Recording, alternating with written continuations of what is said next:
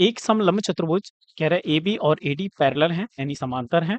ए सी C D के बराबर है। यदि कोण ए बी सी 20 डिग्री है और कोण बी ए सी 131 डिग्री है तो कोण ए सी डी का माप क्या होगा। कह रहा है कोण ए बी सी और डी। अब कह रहा है कोण कोण कितना ए बी सी, ये कोण बी कितना हो जाएगा 20 डिग्री, यानी ये 20 डिग्री है। ये और ये आपस में बराबर है। इसने बोल रखा है कि बी सी और ए डी क्या है, पैरेलल है। पहली बात तो ये दोनों क्या है, आपस में पैरेलल हैं। और ये कह रहा है ए सी और सी डी आपस में बराबर है, तो ये दोनों आपस में बराबर भी हैं।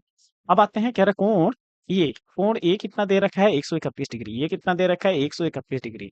तो ये वाला कोण कितना हो जाएगा 180 में से, 180 में से मुझे घटाना कितना है 131 और माइनस का ही 20 भी घटाना होगा, है ना। तो ये कितना आ जाएगा 29 डिग्री। ये कितना हो गया 29 डिग्री, यानी ये वाला कोण आ गया 29 डिग्री। अगर ये कोण 29 है तो ये भी कोण कितना हो जाएगा 29 हो जाएगा। जेट आकार के कोण आपस में बराबर होते हैं, यानी ये यहाँ से देखेंगे और यहाँ से जब देखेंगे ये वाला, तो ये भी कितना हो जाएगा 29। अगर ये 29 है इसके सामने तो ये एंगल भी बराबर हो जाएगा। तो ये वाला जो कोण आ जाएगा ये भी कितना हो जाएगा 29 हो जाएगा। अगर ये 29 है और ये भी 29 है तो ये वाला कोण कितना हो जाएगा 29 दूना कितना होता है 58 होता है। 29 इंटू 2 हो जाएगा बराबर कितना हो जाएगा 58 हो गया। ठीक।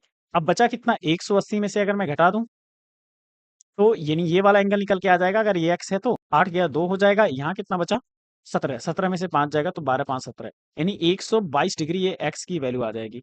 यानी ये हमारा क्या हो जाएगा राइट आंसर, यानी 122 डिग्री क्या हो जाएगा हमारा राइट आंसर।